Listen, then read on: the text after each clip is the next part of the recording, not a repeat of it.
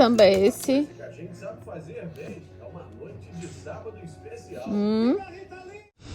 Tá tarde, tá tarde. Amanhã eu tô a mil. Nem consegui pensar como é que eu vou organizar minha vida amanhã para estar em 25 lugares ao mesmo tempo. Mas vamos aqui para atualizar as coisas. Não lembro a última vez que eu vim aqui, mas vocês sabem que eu tô fazendo um diáriozinho de como eu organizo os estudos, até como forma de inspiração, porque eu me inspiro muito nas pessoas que fazem isso. Não precisa ser do volume das coisas que eu faço aqui, a quantidade de livro que eu faço aqui, mas pessoas inspirarem também para organizar uma vida de estudos também, né? Então vamos começar pela oncologia. Acho que essa foi uma semana que rolou muita coisa da oncologia aqui de estudos, né? Eu comecei no início da semana pegando um artigo antigo de 2020 para trabalhar com os residentes lá de Santa Catarina, que é de imunoterapia em câncer de colo para pacientes com deficiência das enzimas de reparo. Hoje, um residente apresentou esse artigo aqui, o PREDICT, que é 15 anos de segmento de câncer de próstata, um estudo bem interessante. Eu tinha lido ele para acompanhar hoje a apresentação desse residente. Rolou também aula de preservação de laringe para pacientes com câncer de laringe com os residentes. E hoje eu ainda organizei a reunião da neuro, que acontece uma vez por mês, a reunião da neuro-onco. E eu que organizo a reunião, então hoje ainda teve isso. Então, da onco bombou, hein? E aí agora vamos falar do meu canal. Do meu canal, acho que eu só liberei um vlog. E gravei segunda, agora que eu lembrei. Gravei segunda uma dinâmica com a K, que teoricamente eu vou soltar amanhã, mas eu tenho que editar ainda. Eu soltei um vlog no domingo e gravei essa dinâmica com a K, uma brincadeira que foi muito legal. Da gente começar os inícios dos livros que uma ou outra tenha lido para outra adivinhar. Perdi, gente. Perdi. Ela disse que empatou, mas a gente parou de contar uma hora ali. mas até que não foi tão deplorável como eu achei que ia ser. Mas foi bem legal. E eu quero subir isso para o canal. Então, falta ainda editar. Consegui liberar um vlog, falta editar esse vídeo aí para sair. Agora, do nosso clube. Tô numa semana de desafio, me mentindo uma enrascada que eu não tô sabendo como é que eu vou sair dela. Daí, vocês sabem que a gente vai dar pra vocês o audiobook, pessoal do Clube Completo, de Daisy Miller.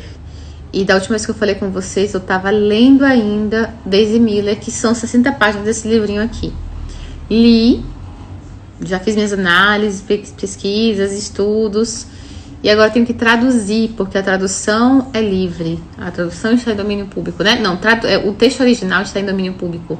A tradução não. Então eu tenho que traduzir. E aí é um livro escrito em 1870 alguma coisa. Então eu não posso domesticar a tradução. Eu não sou a tradutora. Né? Eu tô fazendo isso aqui de treino, nova experiência, aí para entregar um material legal pro pessoal do clube. Daí eu assisti um capítulo dos Maias para pegar a linguagem em português da época e dei uma bisoiada no livro. Pronto. Tenho que entregar tudo isso a partir de domingo, né? Vai ser seriado, mas eu tenho que entregar a partir de domingo. Então, o que eu tenho pronto? Um vídeo introdutório sobre o Henry James, que tá gravado, que eu tenho que editar ainda. Eu não gravei isso agora, da última vez que foi com vocês, eu já tinha dito que eu tinha gravado. Eu li também a parte que tem aqui desse livro, O Cânone Americano, que fala sobre o Harry Bom, mas eu não consegui extrair nada para acrescentar no vídeo, mas consegui ler, que tinha essa pendência também. E comecei a tradução. E miseravelmente eu estou na 4ª página. Depois ainda tem que gravar o audiobook. E eu não consegui ver o filme ainda. Porque na hora que eu for gravar o audiobook, eu quero pegar a entonação da Daisy, do Winterbourne, quero pegar a entonação deles pra fazer o audiobook. Me lasquei. É isso, gente. Eu tenho que fazer essa tradução. Isso que vai me consumir esses dias, provavelmente, eu só vou conseguir pegar em qualquer outro livro quando eu acabar essa tradução, pelo menos. Então, amanhã de tarde, eu tenho alguns pacientes para atender, mas acaba que às vezes eu fico no intervalo entre um paciente e outro com, assim, 15 minutos e tal. Então, se assim ocorrer, eu vou tentar adiantar o máximo que eu puder, porque minha ideia é até sábado estar com isso tudo traduzido para domingo editar o que vai subir e começar a gravar, e vai ficar tudo muito em cima da hora. E eu não gosto, porque Jane Eyre tá vindo aí e a gente quer fazer um trabalho muito legal de Jane Eyre. E eu já comecei a bisoiar a biografia que eu peguei das Brontes. Mas tá guardadinha, não comecei a ler não, só comecei a bisoiar ela. Tô com ela no Kindle, já fui vendo o índice e tal, me preparando pra encará-la. E vamos pro o curso de mitologia da professora Vanessa. Iam ser 10 aulas, viraram 11, porque ela usou a gente de cobaia para uma aula dela da tese de doutorado. Não sei se era bem a aula da tese, mas a leitura que ela precisava fazer fazia parte da tese de doutorado dela, que foi sobre Teseu. Maravilhosa. Tem uma aula que vai ser sábado agora, que eu não sei se eu vou conseguir participar, porque eu quero ir pro congresso de paralisia cerebral que vai ter em Campinas, então eu não sei se eu vou conseguir participar da aula. Mas as 11 aulas, falta essa que ainda vai acontecer, e tem uma que eu vi metade, que é sobre o pensamento e mitologia, acho que é essa, que eu só vi metade, então eu tô atrasada nisso. E tem 3 mentorias, que é tipo tira a dúvida que ela fez. Uma eu participei ao vivo, outros 2 ainda tenho que ver.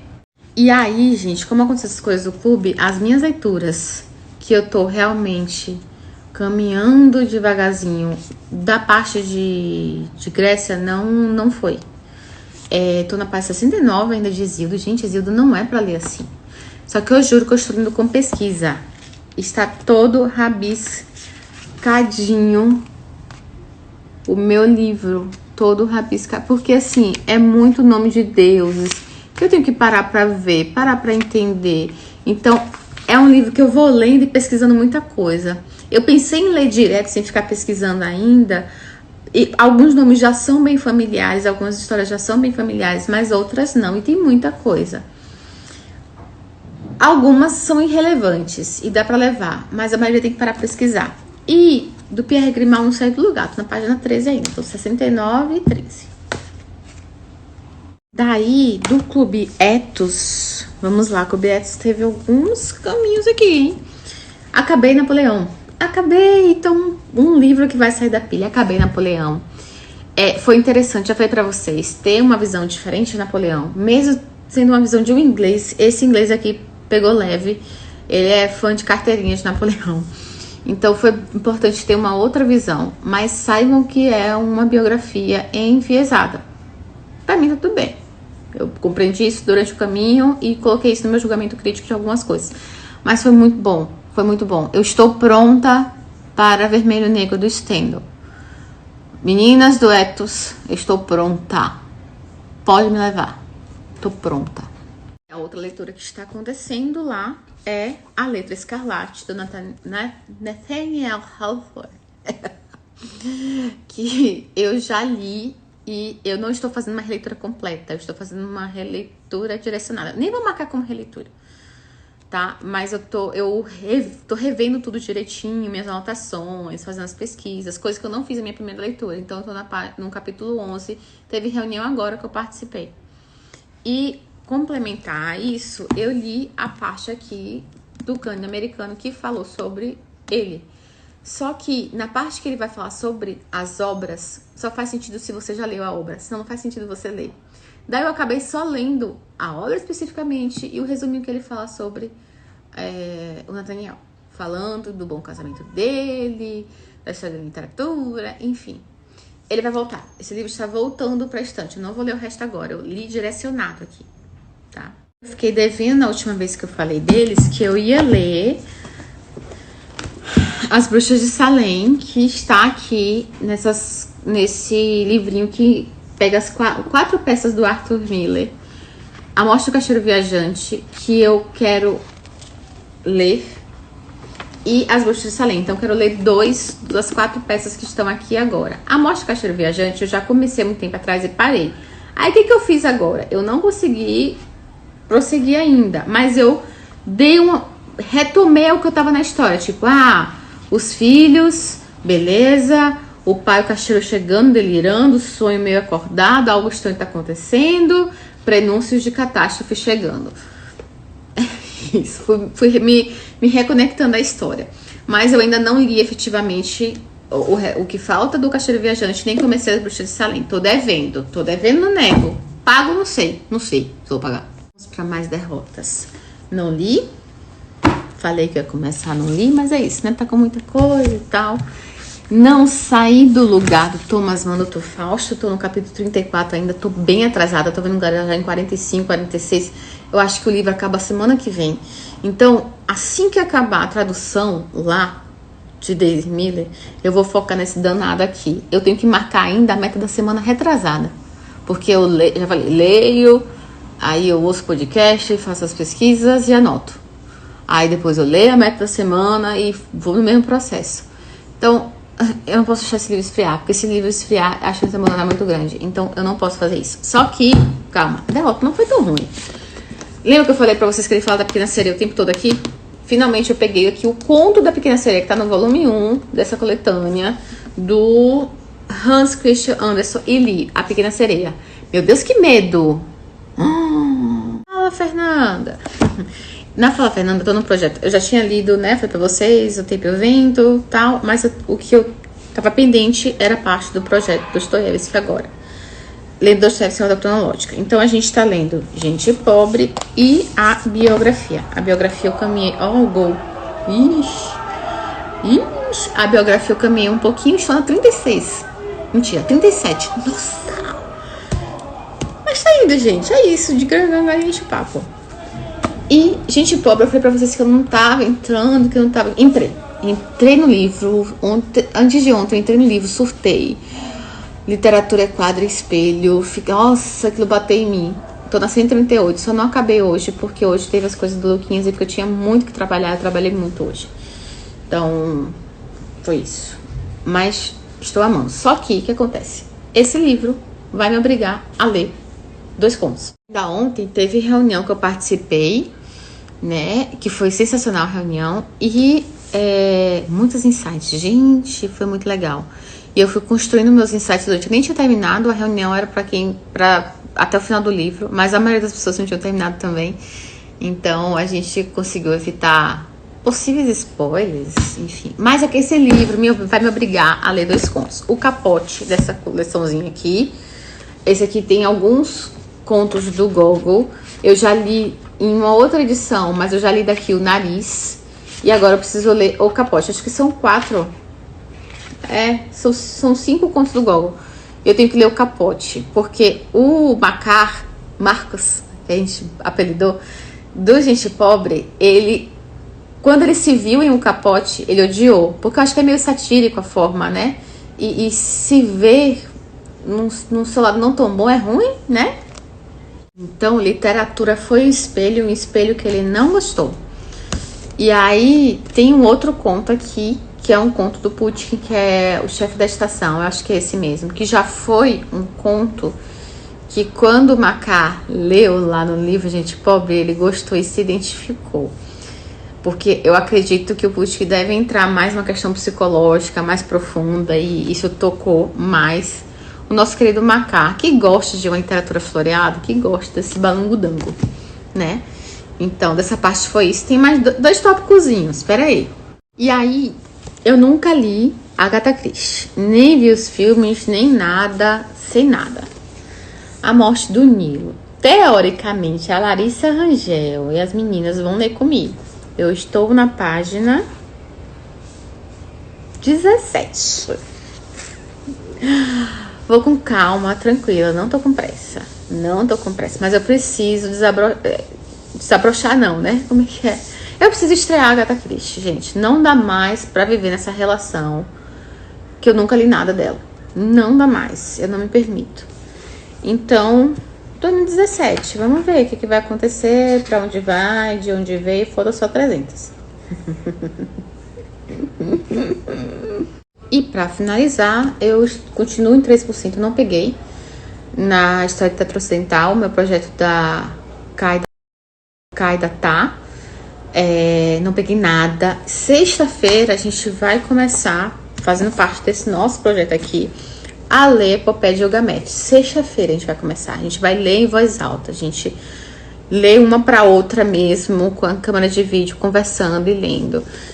Hoje eu segui um pouquinho de Teogonia do Exildo, né? Eu acho que eu acabo esse fim de semana. Mas eu li mais assim quando eu podia parar e refletir um pouquinho, sabe? Tem um tempinho agora para parar e refletir. Aí eu pegava ele. Lucas tá com crises de choro que eu não sei explicar. A gente acha que é dente. Isso me impediu de fazer várias coisas. E eu tive que resolver algo de uma viagem que eu vou fazer em breve. Eu queria falar com vocês um pouco sobre a Teogonia do Exildo, né? Eu deixei... eu tô perto de acabar, então acho que agora já dá pra eu falar, né? Então a gente começa lá, Exildo evocando as musas, e ele, de baixo para cima, no sentido de árvore genealógica, né? De gerações, chamando os deuses, e de lá ele começa a contar a história dos deuses. Ele vai de baixo para cima, dos mais novos para mais antigos, e quando chega no antigo falando, né, citando, aí ele fala, agora eu vou começar a contar.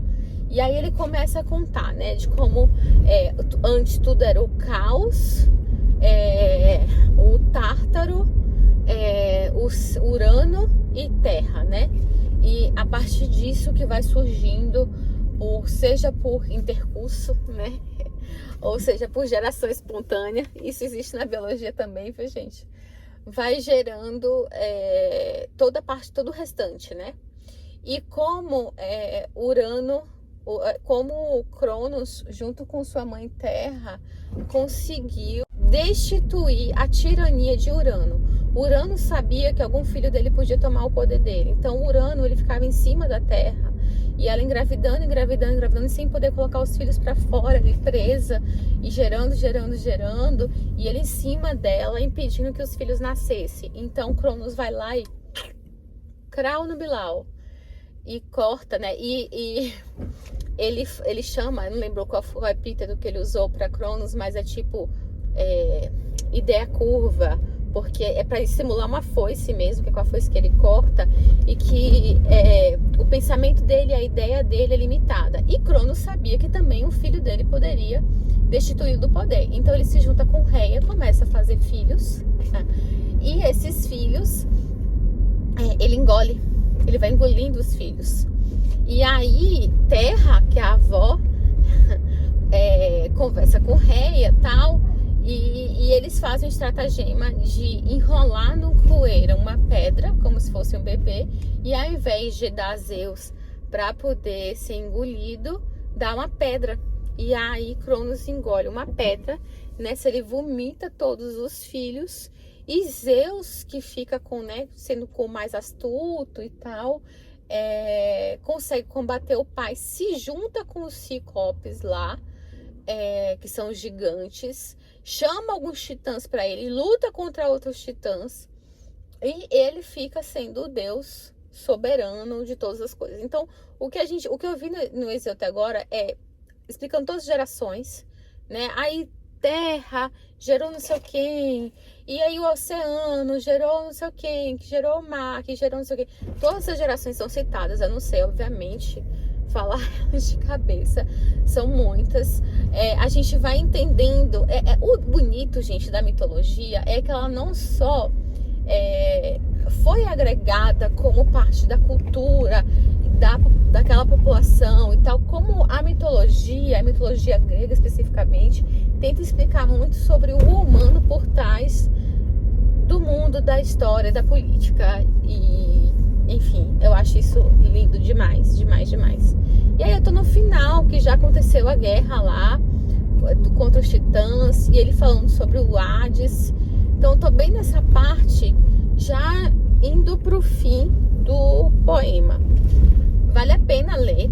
Eu acho que a gente vai ler no nosso clube. E aí, quando eu for reler no nosso clube, eu acho que vale a pena no início ler com o pessoal, para ir explicando cada parte, cada leitura. Ler mesmo com o pessoal, sabe? Gravar lendo. Cada um com o seu livro. E ir explicando algumas partes específicas. Ai, mas é muito bom. Muito bom. E aí eu vou juntar, inclusive eu tenho que fazer isso terça-feira. Terça-feira. Terça-feira eu tenho que juntar com um material da Larissa Virtuoso, que é uma lista cronológica que ela fez de vários eventos históricos. Eu quero imprimir isso. E aí eu quero imprimir também todo o material do curso de mitologia. Quero fazer essas duas coisas pra ter, porque nesse curso de mitologia da professora Vanessa Almeida, o Instagram dela é Literatura Grega Todo Dia, nessa lista ela fez a árvore genealógica bem bonitinha, sabe? Então ficou bem bom. Ficou bem bom. Ficou bem bom. Quem quer bom é estar contigo na televisão. TV Colosso. Ou é Paquita? Eu não sei mais, estou viajando. Hoje de manhã eu dei um surto no Instagram de estresse que eu tava. Mas essas coisas estão se resolvendo aqui e não fiz nada da tradução. Eu tenho que segunda-feira liberar o primeiro capítulo da tradução. Eu tô na página 5, são 15 pelo menos. E eu chegar em casa agora, eu vou tentar terminar de editar o vídeo do Henry e sentar pra essa tradução, gente. Não sei o que eu faço. Oi, eu tô no congresso, sentada aqui, ó, no congresso de paralisia cerebral. Eu até desabafei um pouco ali nos stories, porque assim, saber é importante, mas é torturante. Durante as duas internações de Lucas, né, as duas mais emblemáticas, que foram a de que foi quase 10 meses, e a primeira, que ele nasceu, não foi pro meu colo, foi direto pra UTI, o fato de eu ser médica e saber exatamente o que estava acontecendo foi muito ruim, porque eu me sentia sozinha. Porque ao mesmo tempo os médicos tentavam me acalmar, não, e você percebia a linguagem, os sinais, tudo.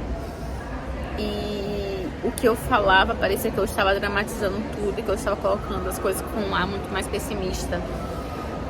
Porque todo mundo falava o contrário. E aí todo mundo julgava que era porque eu estava no puerpério ou porque eu era mãe. Eu estava com essa dramaticidade. E ali misturou, né? O papel da mãe, o papel da médica. E eu vim aqui pro congresso muito preocupada se eu aguentar ouvir as coisas, porque saber é torturante, saber exatamente o que está acontecendo, as complicações que podem ter de cada coisa, de cada ação, é muito torturante. Ele pode ser apaziguador em algumas circunstâncias, mas é muito torturante ter total conhecimento, sabe? Era melhor ter um conhecimento parcial e passível de troca, mas saber tudo dói. Então eu vim pro congresso morrendo de medo de eu ficar mal e tal. Então eu falei, tranca o choro, tenta abrir novas perspectivas e vai.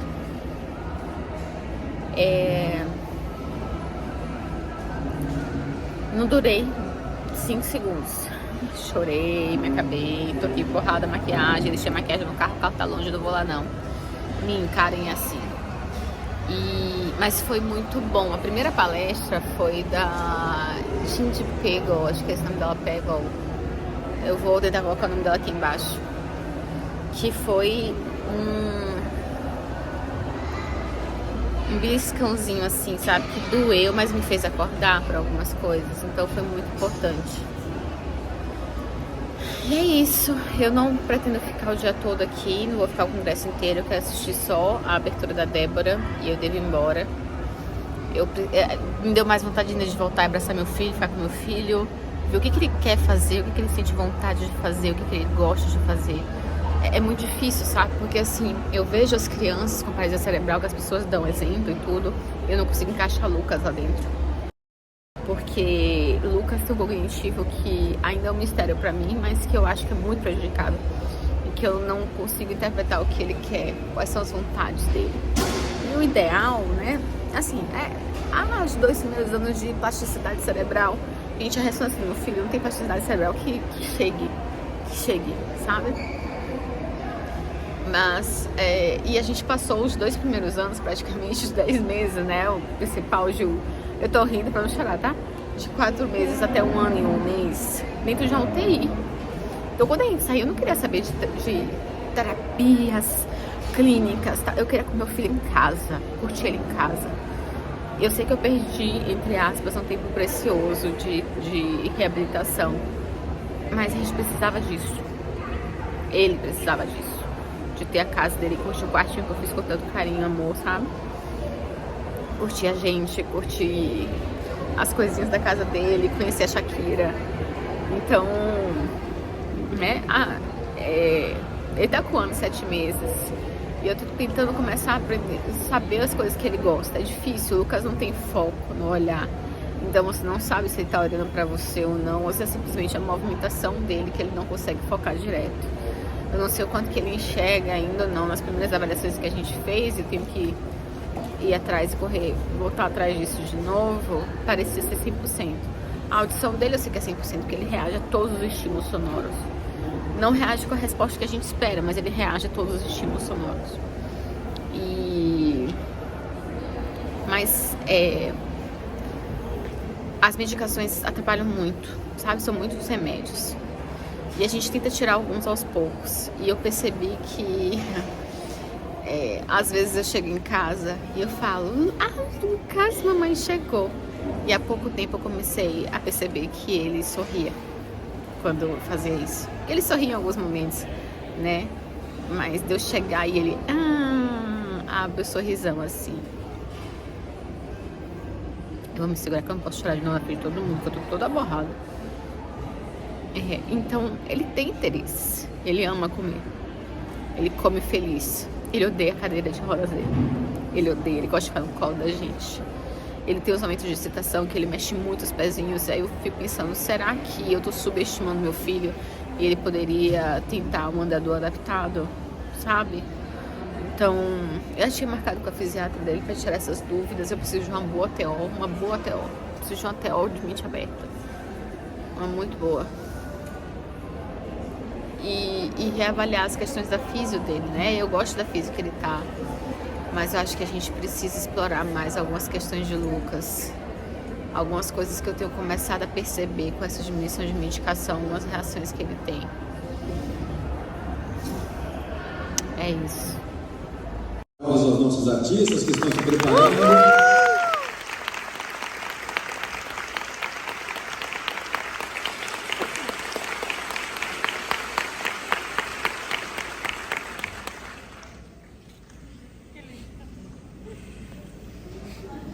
Raíssa.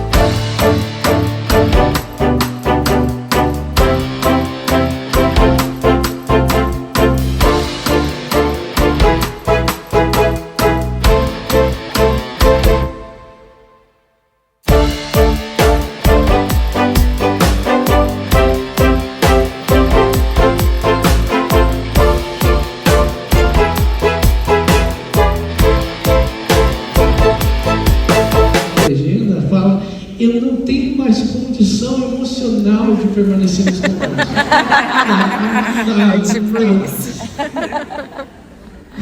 Muito bom.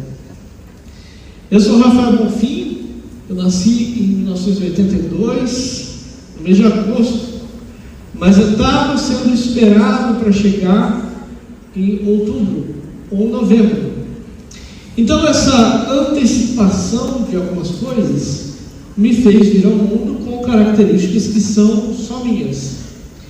E naquele momento, lá no início, as vozes especialistas do conhecimento científico foi absolutamente importante. Porque a minha família tinha, como todas as famílias têm, muitas perguntas. Cheguei em casa, tô falando baixo porque tem ninguém dormindo. Tava dormindo com o papai, neném. Gente, eu li o capote do Gogol, que é uma novelinha. Gente, como o Gogol é engraçado. Eu já tinha lido O Nariz, né? Que eu não gostei tanto. Eu gostei muito mais. Acordou. Eu gostei muito mais do capote. Muito mais.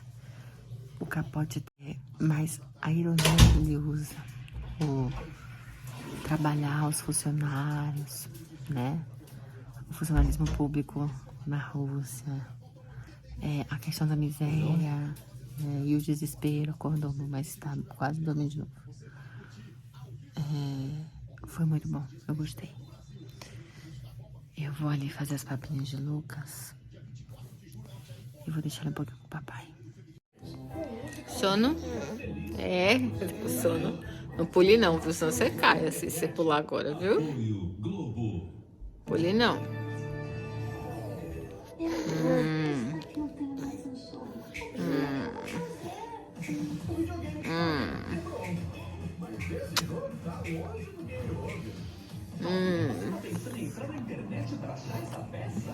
Gente, eu falei que eu li Daisy Miller. Ai, começou a pular. Eu falei, né? Contei a história. Que é uma jovem americana que com o irmão e sua mãe estão na Europa. Eles estão na Europa, Lucas. E aí eles conhecem o Winterburn em Genebra. Não, Genebra não. Ele mora em Genebra. Conhecem Vivi na Suíça. E aí ele percebe que ela é muito, né, à frente do seu tempo. A tia logo cheia de preconceito contra ela. E aí eles se reencontram na Itália. E aí ela já tá com outro paquerinho na Itália. Filho, tá ouvindo? Tá com outro paquerinho na Itália. E ele começa a julgar ela. Só que a Daisy não pode ser julgada pelo ponto de vista nunca dos europeus ou... Eita, calma. Ou do Winterburn. Porque ela é de outra cultura, de sociedade. Então é bem interessante, assim. Mas é aquele julgamento da década de 1877, que foi quando saiu o vídeo, sabe? De achar as americanas muito afoitas. Beleza. Fala que você também cortou o cabelinho hoje. Hoje não, foi ontem, né, filho? Mamãe cortou meu cabelo, segunda vez. Fez até pé. Pé atrás, pé dos lados. Alegria. Essa barriga de fora, não tá certo isso? E a roupa de nuvem? Fala assim, minha roupa de nuvem. Chupeta, conserta chupeta. Tá com a mão, ó. Volta aqui com a mão. A mão. Vá, empurre. Que confusão. Pronto, meu amor. Isso. Alegria, pula.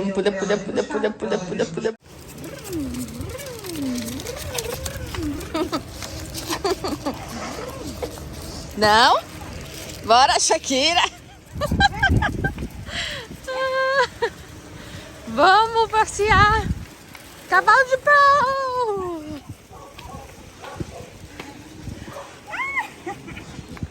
Meu Deus, olha onde tá coberto na cara dele, ó. Ele levantou com o braço. Tá certo. E fez... Que cara é essa, rapaz? Fala sério aqui, ó. Cara de brava, ó. Ele tá com as caras de bobo. Vamos de novo, rapaz, que você gosta. Bora, vem. Vamos lá pro parquinho.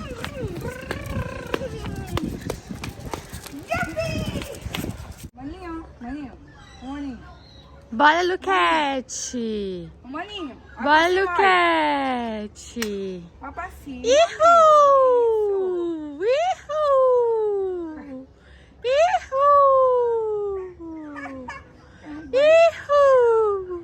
Você e os seus aparatos. Ihu! Bom, com emoção agora. Com emoção.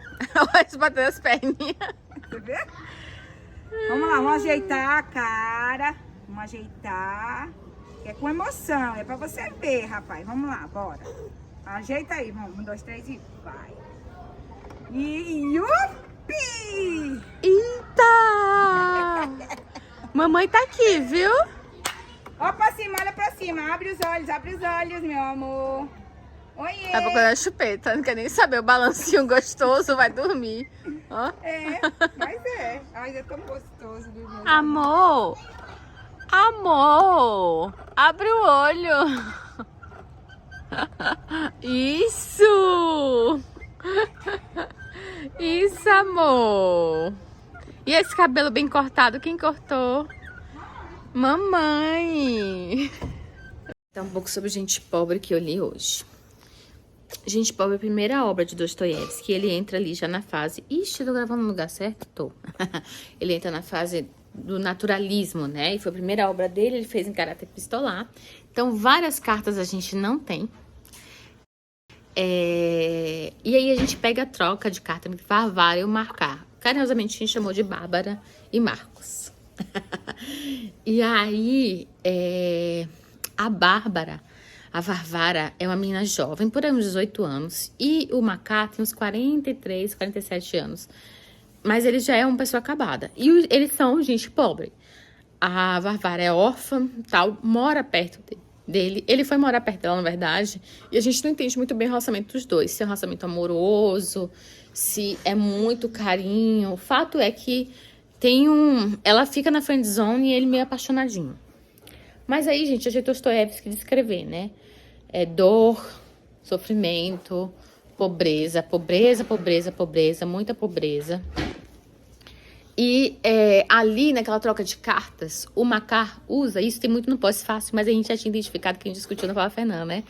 Pra aprimorar a escrita dele. É um treino do Marcar, né? E você pega ali no início as cartas cheias de floreios, cheias de confusas e tal. E no final, as cartas vão se levando em profundidade, de densidade psicológica das coisas que ele escreve. Então, é o próprio Dostoiévski também, né? Mostrando o que ele é capaz, né? Então,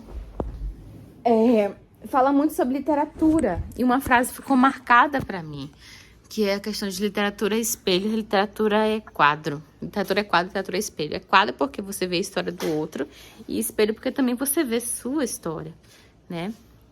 E... o que eu ia falar? Aí ele fica muito irritado porque ele lê o Capote do Gogol, e ele é um copista que nem o funcionário do Capote do Gogol, daquele conto que eu acabei lendo também para esse livro. E ele fica muito irritado, porque o Gogol ele faz uma sátira trágico-cômica, né, sobre isso. E aí ele fica irritado porque ele se enxerga ali, mas de um jeito trágico e meio satirizado, e ele fica irritado. Já quando ele fala do conto do Pushkin, que é um homem... Gente, eu esqueci, eu vou escrever aqui, tá ali pra eu ler. Ele gosta porque o Pushkin vai mais pra parte psicológica, análise psicológica do indivíduo. Lucas, tá impossível. Ele gosta já quando tá nessa parte. E aí a gente vai vendo ele se deteriorando a princípio, do ponto de vista financeiro e emocional, ganhando mais um poder crítico em se enxergar como sua condição de pobre funcionário público que ele tinha. Tá ouvindo, Lucas? Tudo? Presta atenção que eu tô falando. E ali ele vai se decaindo, e ele ficando muito irritado porque ele não consegue já ajudar a Varvara, porque as condições de pobre deles dois são muito importantes. E tem outros personagens secundários ali que você também fica naquela, né? Final. O que eu posso falar? Gostei. Eu dei 4 estrelas porque não... é uma história interessante. Gostei.